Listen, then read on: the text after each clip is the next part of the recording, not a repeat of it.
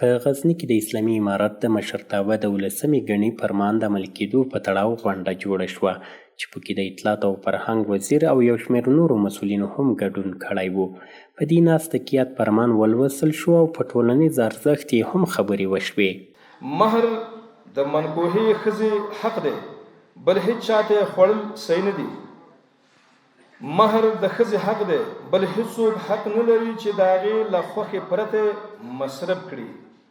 تر دې چې فقها رحمهم الله تعالی وایي کم پلرونه او نیکونه چې د لوڼو یا لمسیو مهرونه خوري هغوی غاصب او د مهر ضامن دي. د اطلاعات او کلتور وزیر شیخ العزیز شیر احمد حقانی په دې غونډه کې په ټولنه کې د 18مې ګڼې فرمان په عملي کېدو ټینګار وکړ او له مسؤلینو یې هم د همکاري غوښتنه وکړه. دغسې یو فرمان باید موږ او تاسې کوشش وکړو چې هغه موږ او تاسې عملي کړو. د عمل او تطبیق طرف په دې باندې موږ تاسې ټول کوشش وکړو، ځکه دا به یو موقع دی موږ تاسې دپاره.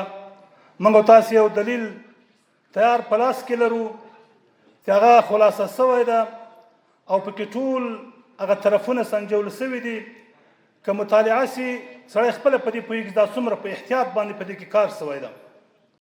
همداراز د اطلاعات او کلتور وزیر او ورسره مل پلاوي د غزني له تاریخي منارونو هم لیدنه وکړه.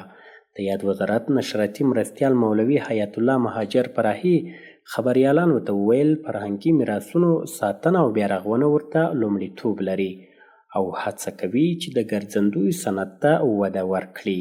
اطلاعات فرهنګ وزارت متعهد دی چې په هیواد کې شته تاریخي آثار او آبدات د تخریب څخه وساتي.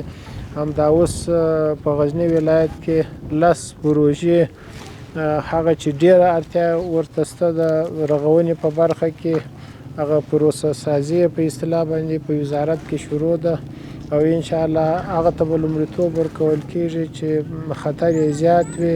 باید ووایو چې غزنی د هغو ولایتونو په قطار کې راځي چې ډیر تاریخي ځایونه او لرغونې ابدې لري چې لیدو ته یې د کورنیو سیلانیانو ترڅنګ بهرني ګرځندویان هم راځي.